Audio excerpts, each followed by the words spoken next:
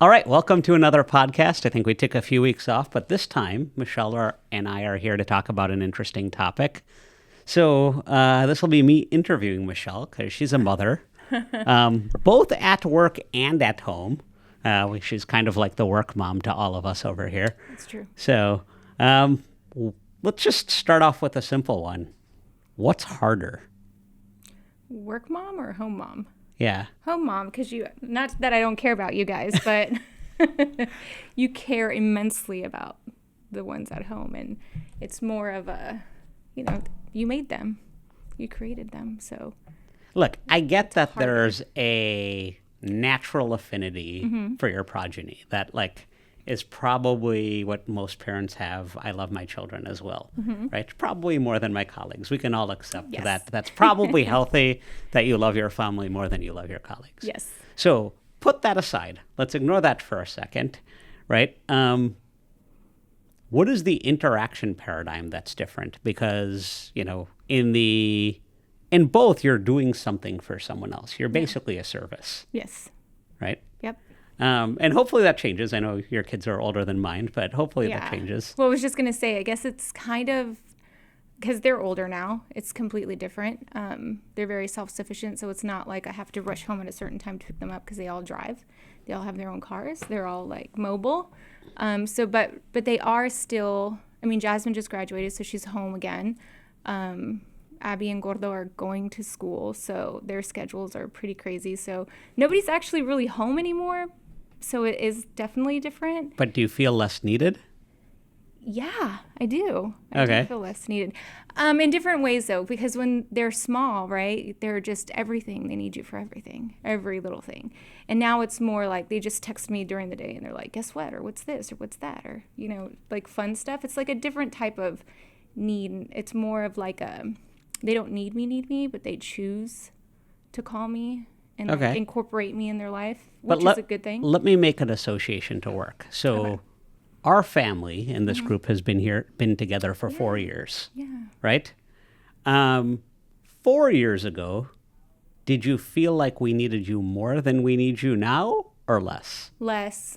I think you guys were being kind when I came 4 years ago. So I think that, I don't know if it was COVID-y times too, that everybody needed less things because everybody wasn't full in the office and there wasn't so much happening. There wasn't, we didn't have Accelerate. We didn't have, we did, but it was all online. We didn't really, as EAs, have much things to do.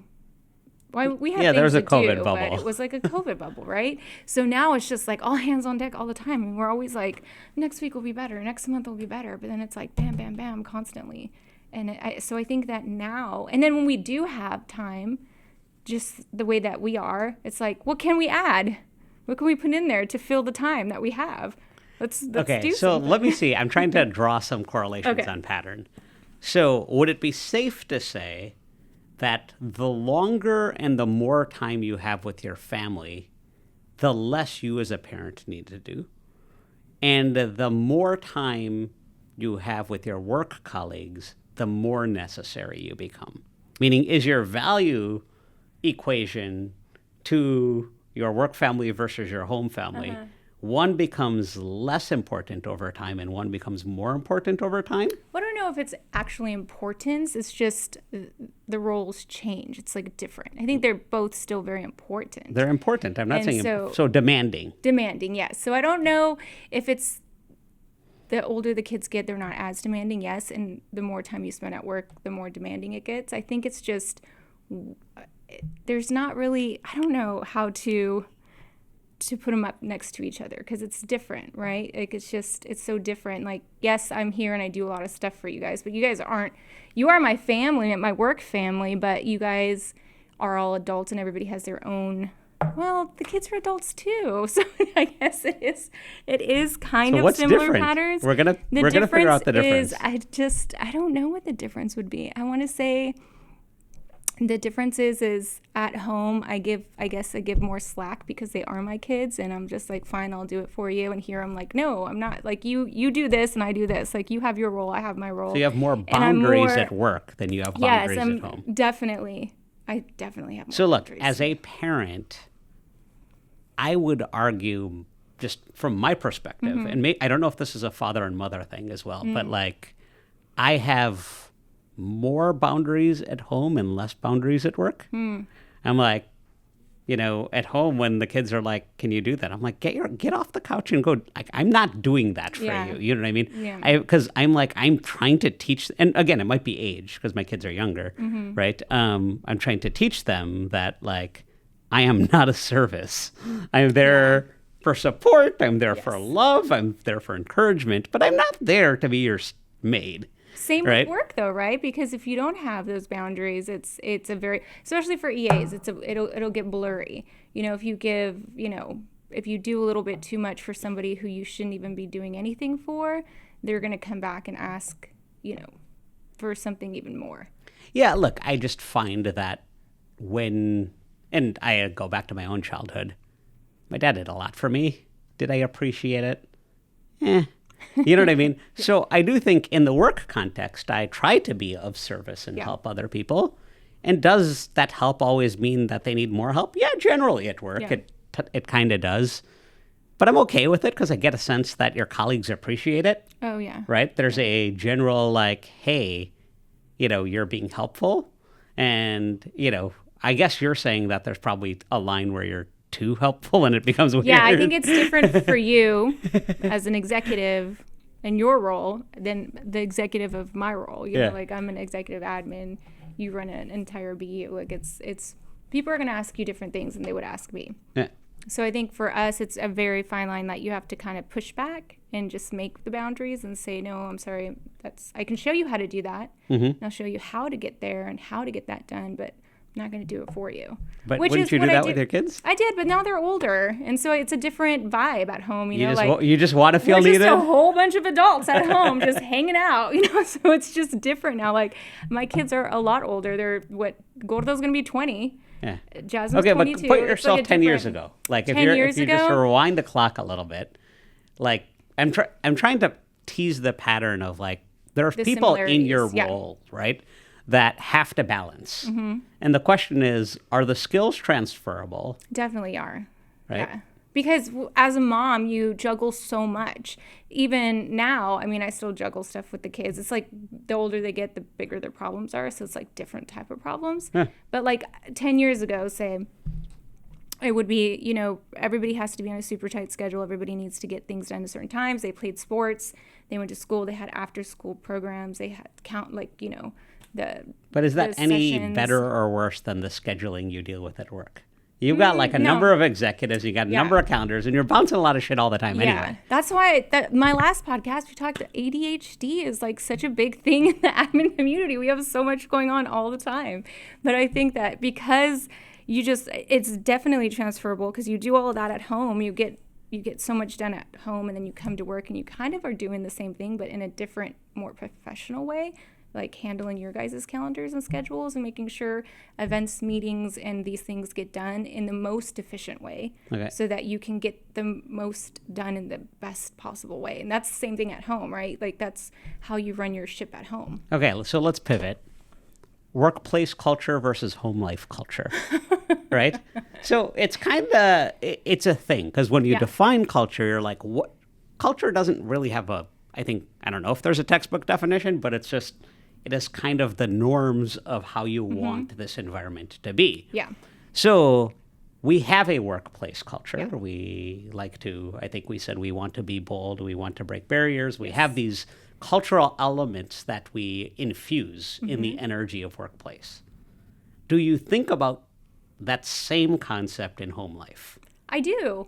I think I've always been the type of mom who, because me growing up, it was like super strict. Like my parents were very just like mine were as well, rigid and strict, and like I don't think that they laughed very much. Yeah, I think that's just, a first gen immigrant parent. Yeah, my dad was always like responsibility, common sense. I'm like, I'm 4. What? Yeah, what is that? So I think that for us, Joe and I both are very much like we've always. It's not that we want to be their friends, but we want them to feel comfortable with us and talk to us and let us know like what's going on and you know and like creative, like I think that it's really important to laugh and have fun and just like have a good vibe going on, because you know, like when you're, like you said, being a child of immigrants, it's like, well, immigrant, my dad's from Mexico, my mom's not, but it's like you're always just like, am I in trouble? Did I do something? Yep. What's wrong with his face?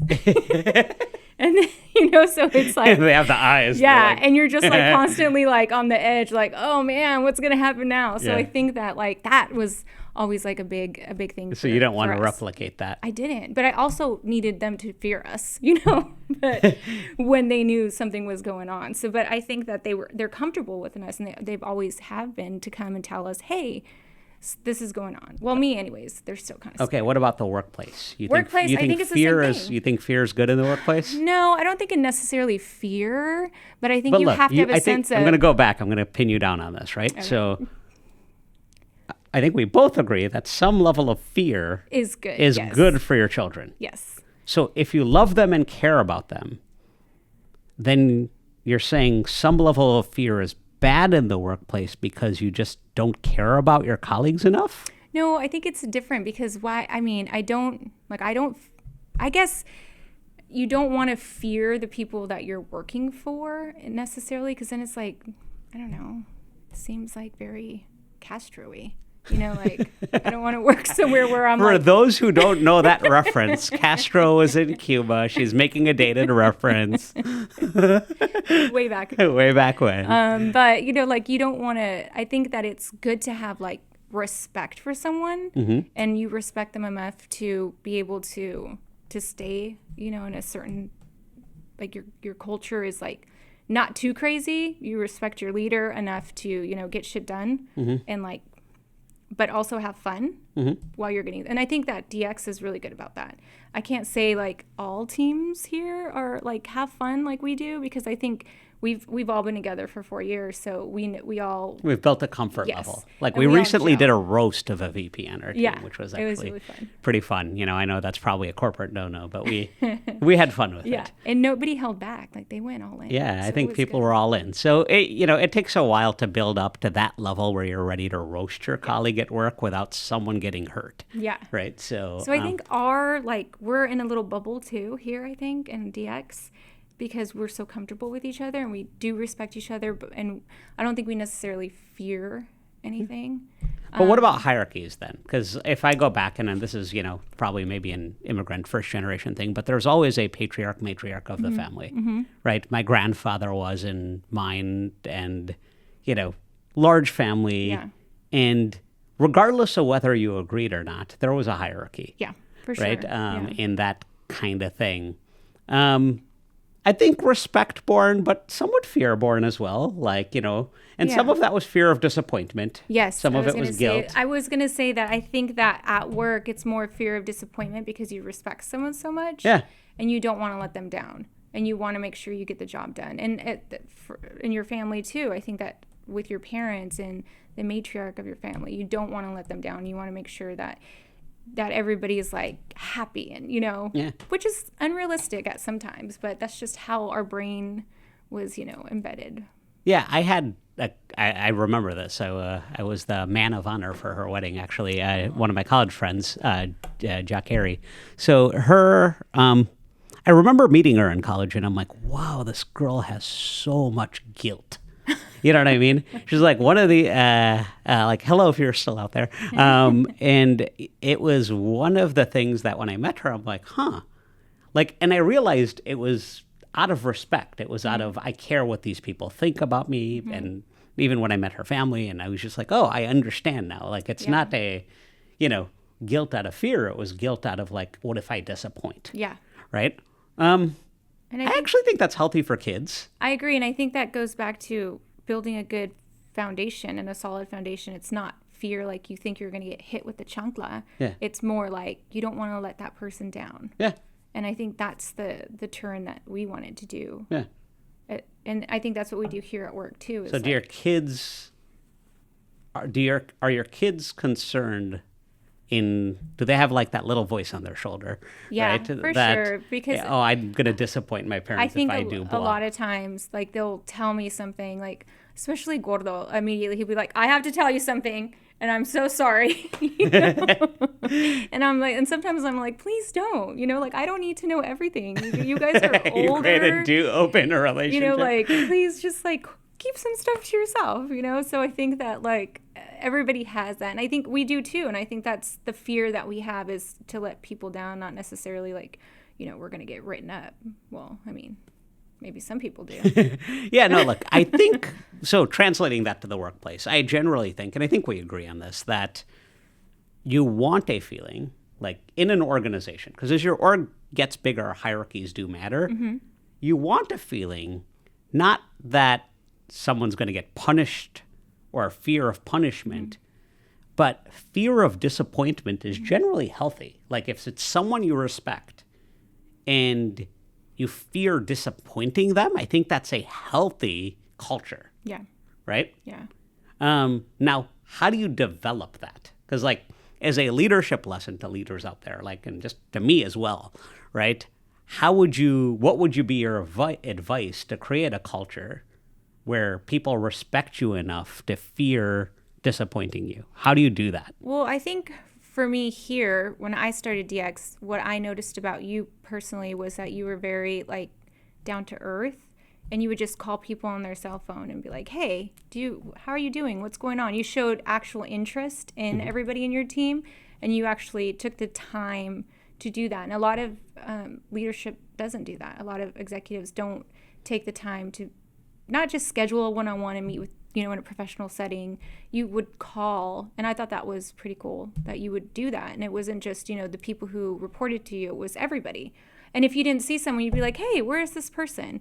Because you were paying attention and you noticed. And I think small things like that make a huge difference in culture, because people do notice the small things and the little things like that. And I think that's what builds respect. Even in the admin community, like our Queen G upstairs, you know, she supports Prakash's boss, and she is so like thoughtful, and she goes out of her way to show us she cares about her team. And if, you know, she'll be like, hey, I heard your son was sick, or I heard this, and she'll go out of her way to send something to them, you know, and not everybody does stuff like that. So I think that that's a huge part of culture. Yeah, one of the things that I think is negative to culture, and I think this is the first time I'm actually realizing this, is standing one-on-one meetings. A lot of people use, let's have a weekly one-on-one where you have scheduled sync time. That's a normal management methodology that you use with people. And I tried to avoid them for a really long time. I think when I started, I was like, when we met, I was like, I don't want a one-on-one with anybody on my team, right? Because I tried to follow a stream of consciousness approach to communication. And this was all pre-COVID, by the way, so we kind of met pre-COVID, or was it during COVID? I don't even remember. It was like the tail end of COVID, because we No, weren't beginning. in the office. No? Was it I don't even remember. I don't know. Okay. COVID was a blur. It was a blur, the COVID years. But basically, what I would state is, generally, we used to be more of an in-person work. Most places were in-person work culture pre-COVID. And you could be observant. You could notice the little things. But in that world, I would avoid scheduling a meeting. I'm like, if I needed to talk to someone, let me walk down the hall and talk to them. Yeah. Right? Yeah. And if I don't see them, I'd be like, text them, being like, where are you at? Yeah. Like, and I come find you. And I think that makes a difference, because you are able to be more observant about what's going on and connect. And, you know, in what would have taken a 30-minute Zoom meeting, you're really having a 2-minute kind of get the job done conversation. And then you have a lot of time to like associate and connect and talk and understand each other and families and all of that. So I do think that world kind of broke down during COVID a little bit, right? It's just, that's hard to do with Zoom. Yeah. Everything feels premeditated. And since we've come back from that, Charlie and I were just talking about this, our CEO, yesterday, like, I think we underestimated what COVID did and changed our norms for society, to the point at which now when we're asking people to come back to the office for in-person work, it's like, what do you mean I can't do that? And I actually do really value the, you know, nature of being able to interact with people. It's like if we flip the whole story on its head, saying, okay, as a parent, you're going to have to Zoom in to communicate with your family members. You know what I mean? Like, I know that's a dystopian, probably whatever episode. What is that TV show that they do? Black Mirror, right? It feels like a Black Mirror episode where it's like, okay, in a world where every individual is individual, including their family, you have to Zoom to schedule time with your family. Like, think about what kind of interaction, think about what kind of interaction that would create, right? Like, the core of connection, I think, is hard to achieve.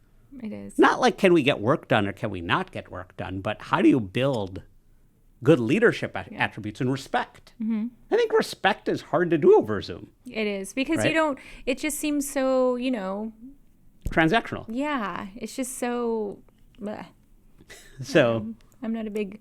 Yeah, I didn't feel like when we were at the whole COVID Zoom, like oh my gosh, all of the games we had to do online to keep the culture up. Everybody just was. I was like, Michelle, every team meeting, I want you to figure out some Kahoot game or something. Oh my gosh, the funnest one was when we came back and played music, and we were all like singing and guessing songs and stuff.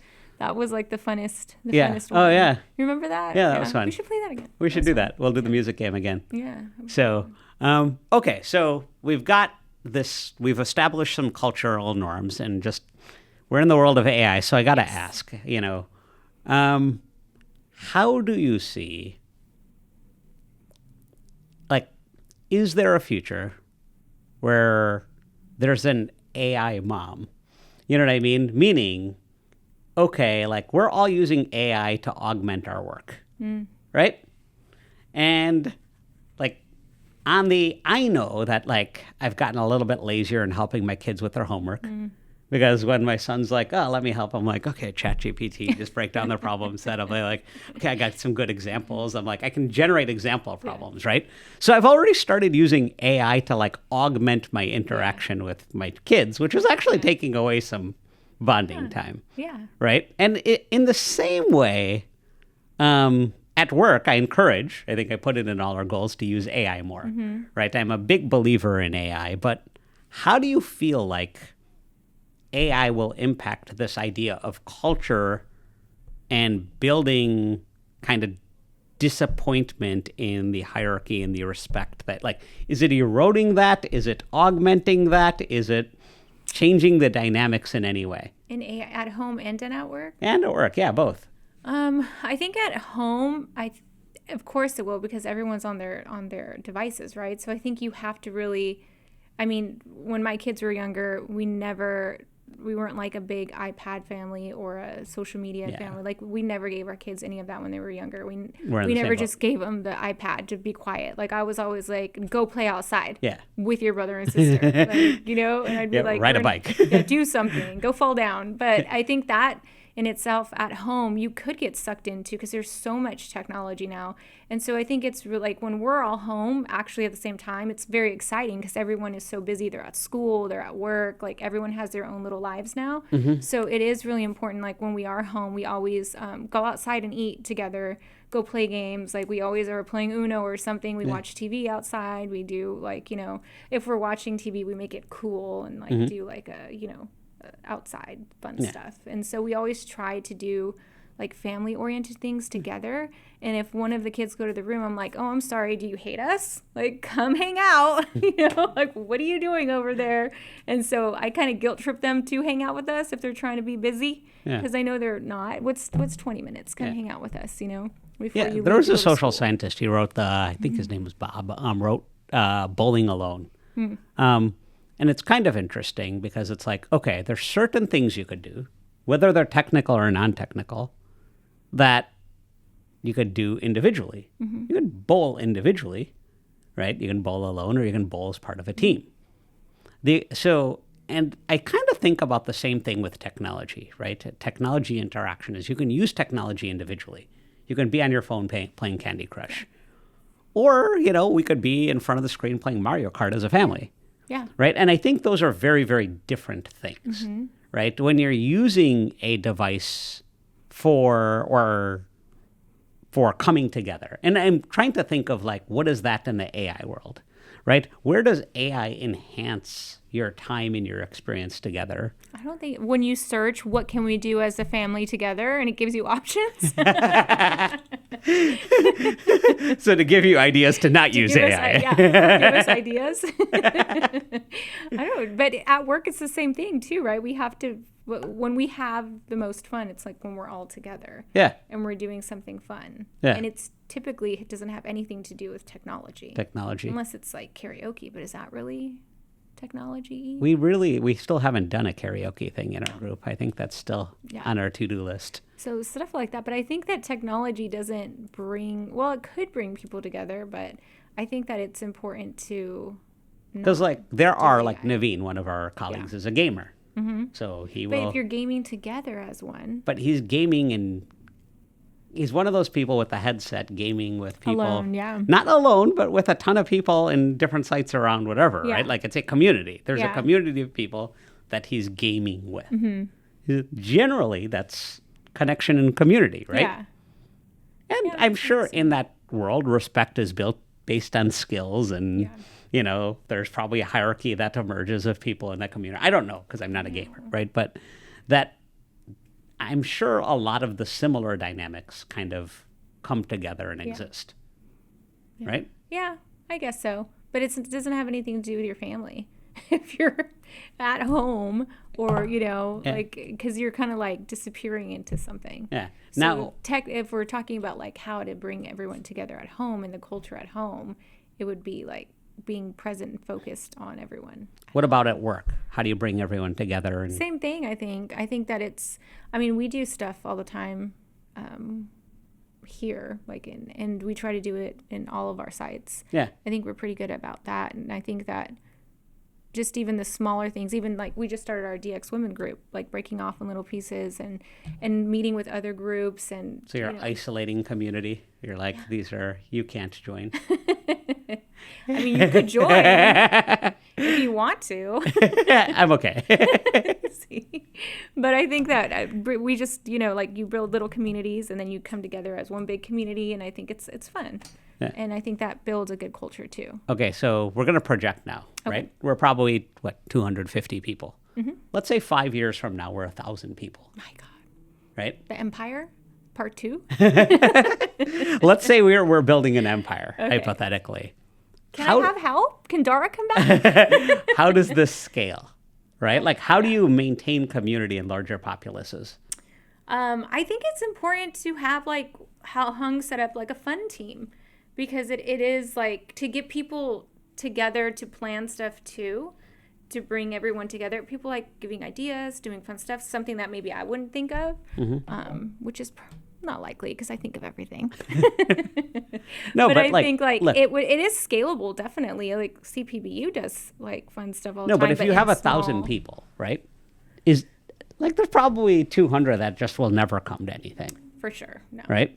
So how do you reach out to the community thereof that you can't connect to? Because if you're trying to use community as a way of instilling and understanding respect and also, you know, the fear of disappointment, like if it's all connected in some way, right? So if it's all connected, then having populations that don't participate in the community actually kind of break down elements of your kind of culture, do better together, fear of disappointment. Yeah. Like you have populations where your kind of methodology doesn't work. Yeah, well, because some people just don't like to you know, branch out and do stuff. They're very introverted. But I think that from what I've seen, there is always something that the person is drawn to or likes, even if it's, you know, doing arts and crafts in a corner or like making a sign or something like that. So I think if you find something that they would come out and play basically with you, they'll come out and they'll hang out. And even if it's just something that they just want to sit on the sideline and watch. Okay. You know, I think that it is doable and I think it is scalable. I think the main thing that I've seen with Pure is food. Everyone loves food. Culture around food. Culture around food. I think if you bring food, everyone's coming to the party. Well, okay, let's kind of dig into just a variant of that food and culture thing. How do you see ethnic groups playing in kind of this, right? Because every ethnicity has their own kind of food. I think food is the great unifier in almost any culture. But do you generally find that, building, like, there are dimensions on how you could build community. Fun and respect and those things are kind of dimensions. You said you had this women community, so you're building it along kind of a gender line. What about ethnic lines, like building, like we have this Latin community at Pure, we have different communities. How and where do you, like, how is that different? Like, how do you build a community there different than, like, let's say you're trying to build the DX community in our business unit versus you're trying to build the Latin community. What's the same and what's different in building? I think a lot of it is the same because you basically, you're trying to get a group of people to come together and support a cause. Like our cause is, digital transformation. That's our cause. But we also need to figure out a way to work together to execute our job better. And for the Latin community, like our Latin ERG, I think the cause is to just, show everybody what that even means. And because we're such a the Latin community at Pure is so small that it's half the people who are in the Latin ERG are not Latin, but that's okay because everyone's learning everything about every culture. So I think that as long as you show up and you plan something and it's, you stick to it like monthly, like we do with our cafecitos, you stick to it monthly, people eventually start seeing it and they're like, oh, this will be every month. So I think just like showing up and being consistent is something that's really important too. And again, food, because we always have food.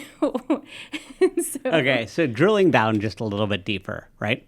When America was founded, it was called kind of the Great Melting Pot. You had a few different cultures come, and over time and open borders, we've had a wide variety of cultures where by generation 2, generation 3, a large portion of the population are mutts, right? They're multicultural. Here I am. But like it kind of just tends to happen. Yeah. Even in the Latin community, it's like, well, are you Mexican, Puerto Rican, or a mix? You know what I mean? Like those things kind of tend to happen over time.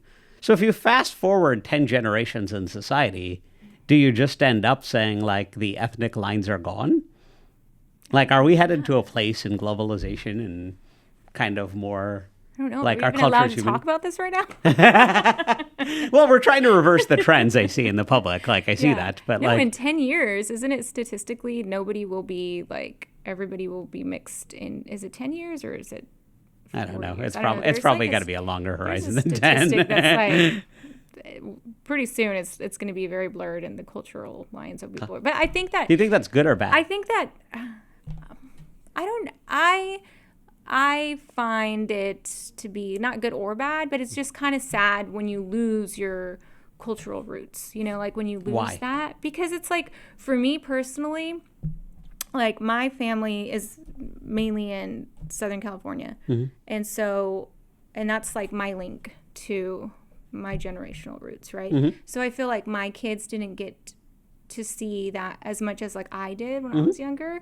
And I think that it is kind of sad. Like they didn't get to be a part of it. And my husband's family is also, he's first generation, both sides. And I think that even everyone is so busy trying to assimilate to the American, culture that it kind of gets lost in translation sometimes. Like your Mexican culture or Indian culture. So I think it is important because it's, I love when I'm around my dad's family and I, like my family, that side of my family and my mom's too.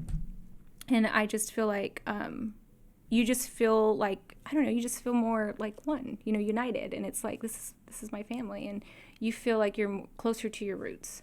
Yeah. Well, look, let's apply those cultural elements to work, right? So you said we've established a culture within DX.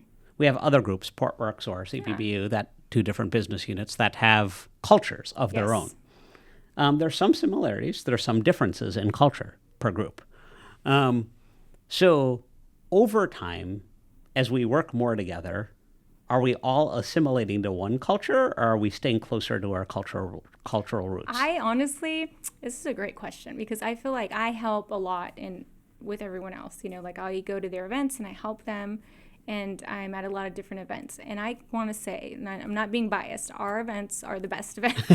And our group of people just get, like, the vibe is just really good in DX. And I think I do when I'm at other events and I see the way that, I don't know if it's because of the size of the group or what it is, but there are certain groups where I'm just like, man, we have so much more fun in DX. Or we seem like we have a close-knit family almost. And so I think that it is, when you go outside of our family roots at work, you do see the difference and you do feel closer when you come home, per se, to your area. Yeah. All right. So final word, let's end it here. But I feel like we went way off topic with the mom thing. And no, look, I look, it's all related because, if I think about my role as a parent, right? And it's to give culture to my kids. Yes. What is that culture? You know what I mean? Prakash culture. But if I think about that at work, what is my role as a leader? It's the same thing. It's to bring the cultural element to what work is. And I think we defined, that, at least in this conversation, as, a decent amount, enough connection to build respect, to engender fear of disappointment, creates a healthy environment in both work and home life. Yeah. You know what I mean? I think that's where we ended. I don't know if that's a good definition, right? But, I'm trying to figure out, okay, if that's the case, and we started with this whole, what's your role at home and work? What's harder? What's easier? I kind of see it as unifying. It's kind of the same thing. Kind of. Two aspects of the same coin. Obviously, you love your progeny more. I understand that. Yeah. But then, and I just think about this work thing between BUs as extended family. Yes. I'm there's my family and there's my extended family. Yeah, I agree. Right? And yes, we're all Indian, but we all have different cultures. We're all a little different. My uncle raised, his kids a little different than my dad raised his. You know what I mean? Just a little. There's just something off over there. There's something different. You know what I mean? Yeah. So, and I'm close to my cousins, but we're all raised a little differently. Yeah. Right? So it's my kind of key takeaway from this conversation was, I never really thought about it, by the way. This is kind of a new space for me. Me either. Is it all feels the same. It isn't work life versus home life. It's kind of two skills, it's a skill, a single skill applied in two different situations. Yeah, I agree. So I think so, and I never thought about it that way either, but yeah. So any other final words? We have the coolest family. All right. Well, with that, to cool family. Thanks.